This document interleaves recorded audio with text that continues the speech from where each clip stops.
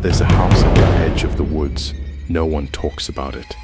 Some say it's cursed, others say it's abandoned, but I didn't believe in superstitions.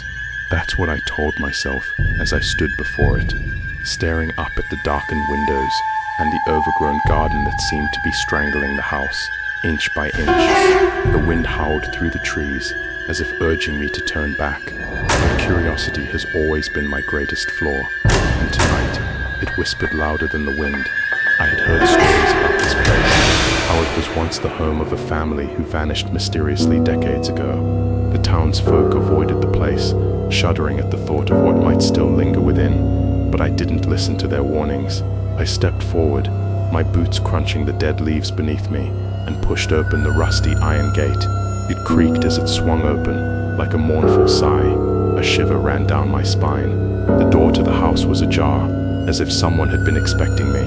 I hesitated for a moment, standing on the threshold before I stepped inside. The air inside was thick, damp with mildew and dust. It was silent except for the faint rustle of leaves in the wind outside. The smell of decay hung in the air, as if time itself had grown stagnant within these walls. I moved cautiously, my footsteps echoing unnervingly in the stillness. The walls were lined with old peeling wallpaper, and the furniture, though covered in dust, was strangely intact. It was as though someone had just left, not too long ago, without a trace. I entered the living room and froze. A large mirror stood on the far wall, its surface cracked and stained, but still reflecting the dim light from the hallway. I stared into it, as if waiting for something to shift in the reflection. At first nothing happened, but then something flickered. A shadow moved in the corner of the mirror. I couldn't see what it was, but I felt its presence. I stepped closer, my heart beginning to race. As I moved, the reflection in the mirror shifted. I swore I saw a figure, pale, gaunt, with hollow eyes, standing in the corner. But when I turned to look, there was nothing there. I was alone, at least I thought I was. The feeling of being watched grew stronger with every step I took. I couldn't shake the sense that someone or something was in the house with me. I walked through the hallways, the floorboards creaking beneath my feet, and began to notice the strange markings on the walls, scratches, long deep gouges, like something or someone had been trying to claw their way out. The temperature dropped as I reached the kitchen, and that's when I heard it, a whisper. It was soft at first, almost like the wind rustling through the trees, but then it grew clearer, louder, and it came from behind me. Help me. I spun around, but there was no one there. I was beginning to think I was losing my mind. But then the whisper came again, this time closer. It sounded as though it was coming from inside the house itself, from the walls. Please help me. I rushed out of the kitchen, back into the hallway. My breath was shallow, and my heart pounded in my chest. I had to get out. The house felt alive, suffocating. The whispers seemed to follow me, always just out of reach. The staircase loomed ahead, its steps dark and twisted, leading up to the second floor. A cold gust of wind blew through the broken windows, ruffling the curtains and sending a chill down my spine, despite every fiber of my being telling me to leave.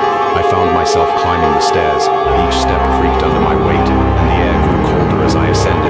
The whispers grew louder, more insistent, swirling around me like 1,000 voices all calling out at once. When I reached the top of the stairs, I saw a door at the end of the hallway, barely ajar.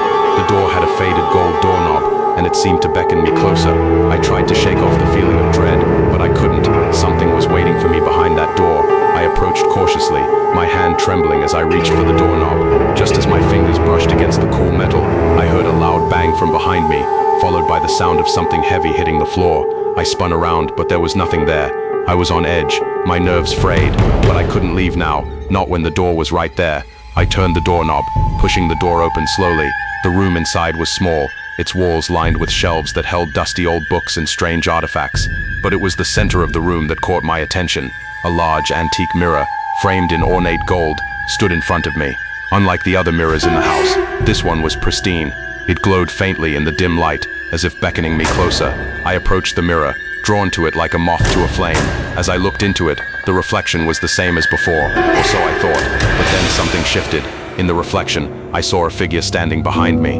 I whipped around, but there was no one there. I looked back at the mirror. The figure was still there, closer now.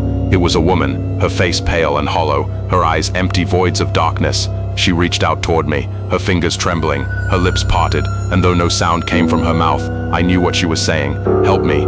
I stumbled back, my heart racing in terror, but the woman's reflection stepped out of the mirror and into the room. I froze, unable to move as she reached for me. Her hand was ice cold, but as her fingers brushed my arm, everything went dark. When I woke up, I was no longer in the house. I was lying on the floor, surrounded by what appeared to be dozens of mirrors, each one reflecting different versions of myself, but they weren't all the same. Some of the reflections were distorted, twisted, and deformed. Others were as normal as I should have looked. And then I realized the truth. The house didn't trap people, it trapped souls. Each mirror contained the essence of someone who had walked into this place before me. The woman, the whispering voices, they were all part of the house, lost and forgotten. Now, I was one of them. I tried to scream, but no sound came out. All I could do was watch as another figure entered the room. Another person, drawn to the house, oblivious to the fate that awaited them. And as they approached the mirrors, I knew that they too would become part of the collection. The house had claimed me, just like it had claimed all the others, and now it was waiting for you.